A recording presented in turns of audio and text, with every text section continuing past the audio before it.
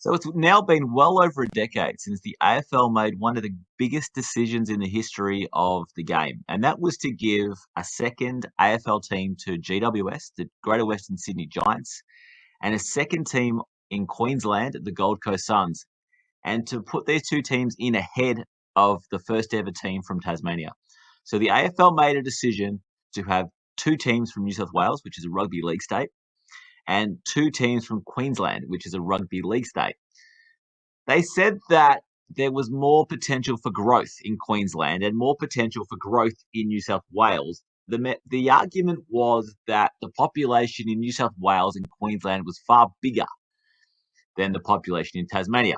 Therefore, there was more room for growth. Now, the AFL were not phased by the early start that saw the Giants and the Gold Coast Suns have very, very bad crowds in the beginning. They said that this was going to take time and that both these teams would grow.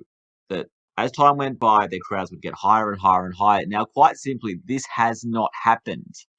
Now, let's have a look at how bad this idea was and how flawed it was that it would just be a matter of time and that the crowds would gradually rise. We can see here the Gold Coast Suns now in their first year. They had an average home crowd of 19,169. Now, the Gold Coast Suns have not grown at all. In fact, they've gone into decline and quite significant decline. Now, we're going to leave out the COVID-19 years and we're going to have a look at the last year before COVID-19 where there was no restrictions on crowds at all. Now, 2019 saw an average crowd at a Gold Coast Suns home game of only 11,417. Year 1, 19. Then a decade later, more than a decade later, 11,417. So the Gold Coast Suns have been shrinking from day one.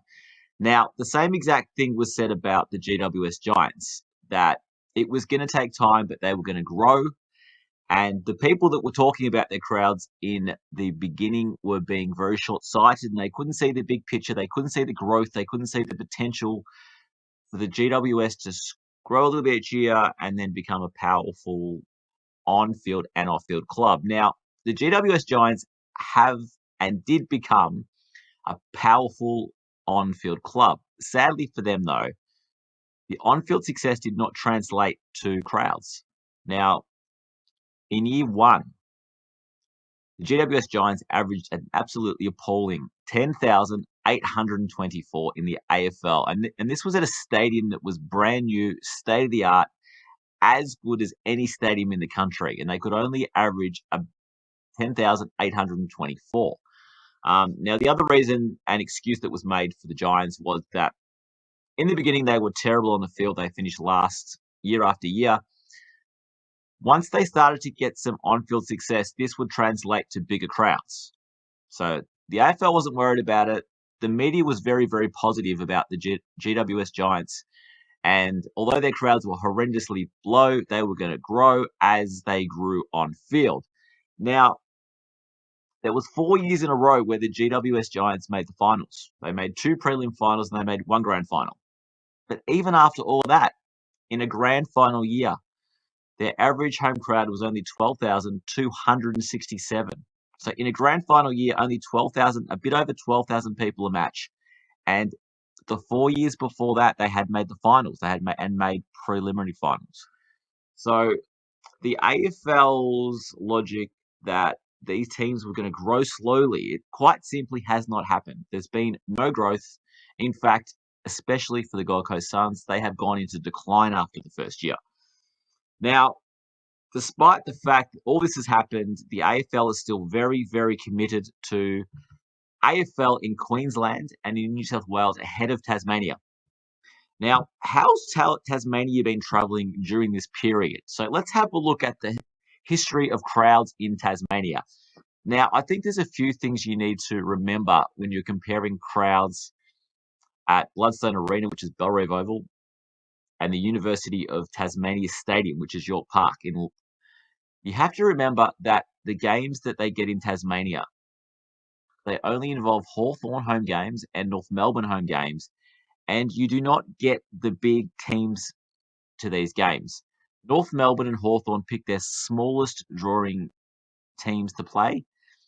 Now, this, of course, has an impact on the crowds. But despite the fact that only the small teams like the Giants and the Suns, the Brisbane Lions, go to Tasmania, Belrave Oval, which is Bloodstone Arena, has had 25 matches, and the average crowd has been 11,215.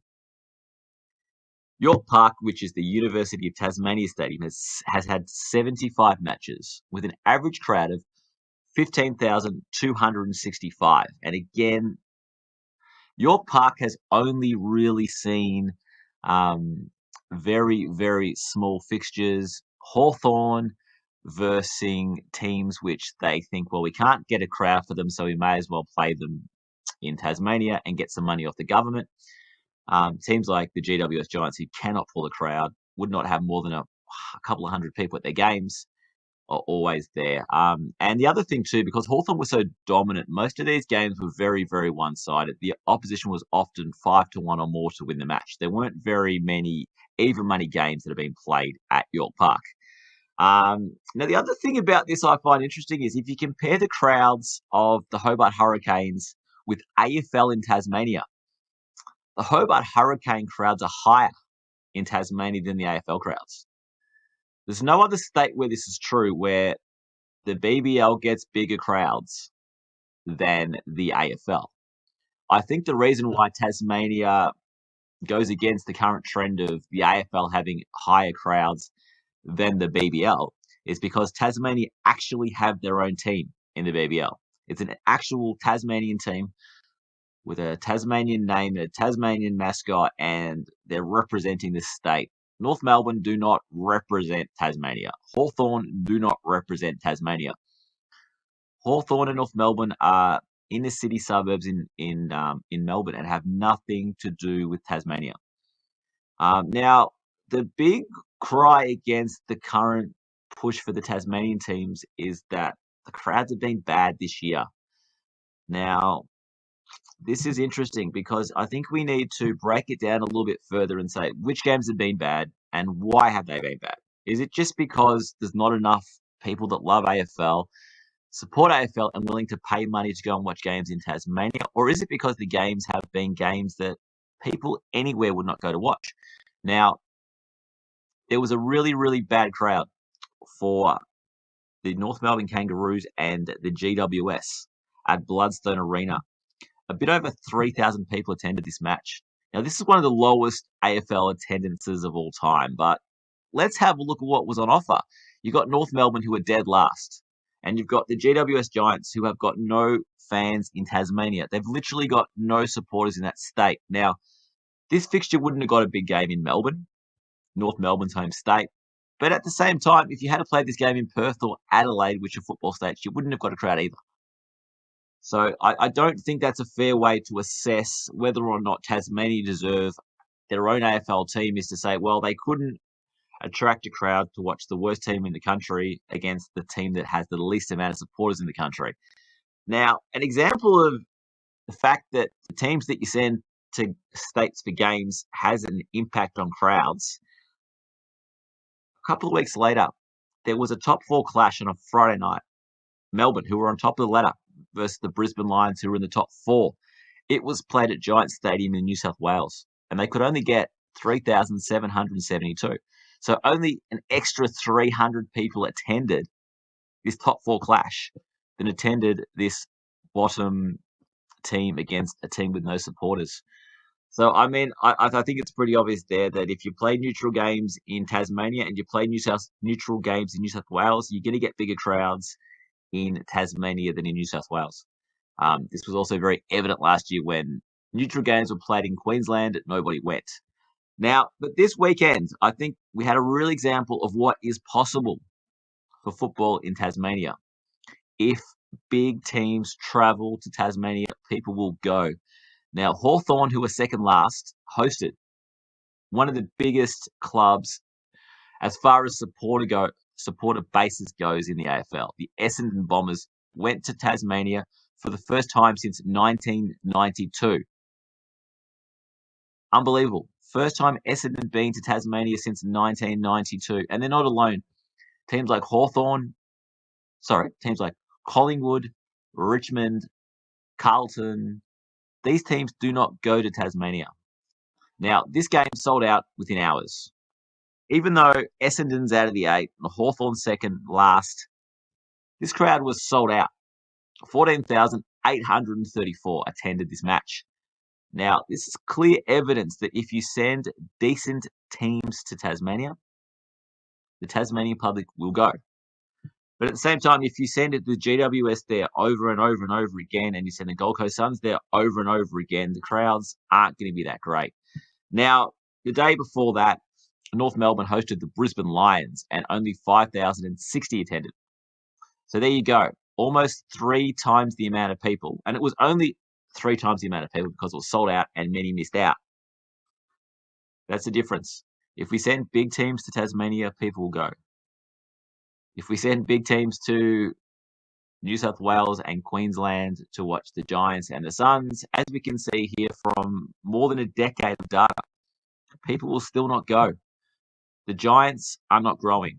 The Gold Coast Suns are declining. Surely, now, it is time for an AFL team to be based in Tasmania, to play half of their games in Hobart and half of their games in Launceston. Surely now it's time. This wouldn't just benefit the people that would barrack for the new Tasmanian team. This would benefit Richmond supporters and Collingwood supporters and Carlton supporters and Essendon supporters who can't watch their own team in Tasmania. Now, another big argument is the fact that, well, everybody in Tasmania's already got a team. Therefore, it makes sense just to send Melbourne teams there and have the taxpayer pay them huge sums of money to play games in Tasmania. Well, think about it. If you're living in New South Wales or you're living in Queensland in the early 1980s, you had a VFL team.